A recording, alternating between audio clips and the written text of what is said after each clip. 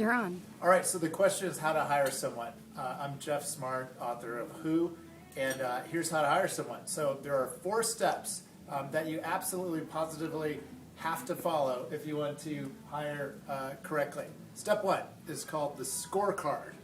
So most managers, when they're hiring people, don't actually create a scorecard of what success actually looks like, or what does it mean, what are the numbers associated with success, what are the outcomes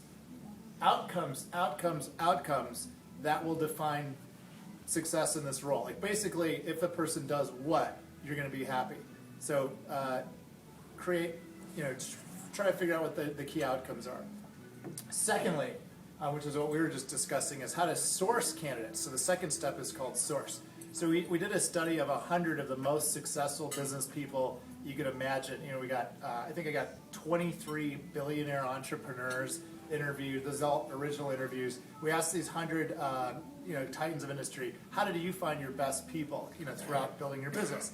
And 78% of them, which was the top category, said that they found their best people through their personal and professional networks, not through recruiters, not through social media, not through classified ads or whatever.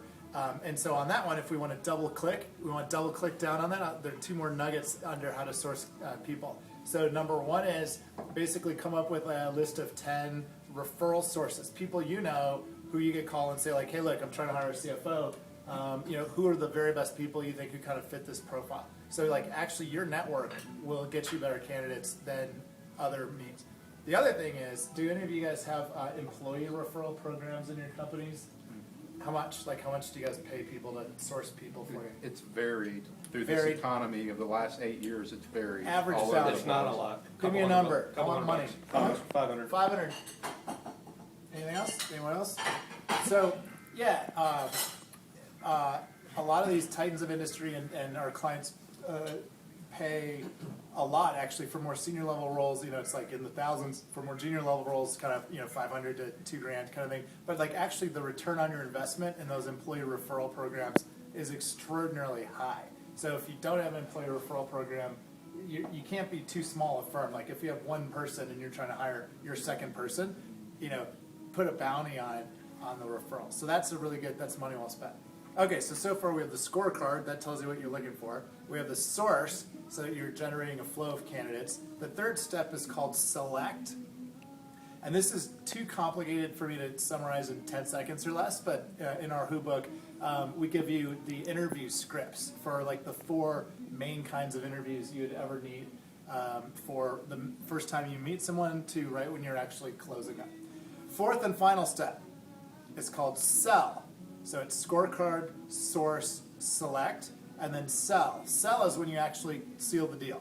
And sealing the deal comes down to making sure you cover like 5 things on this special closing checklist. And the 5 things, we call them the 5 F's of selling. The 5 things are sell the candidate on fit. Like, hey, look, you fit what we need. Isn't this great? Like, celebrate the fact that who they are and what they want and what they're good at fits what you need them to do.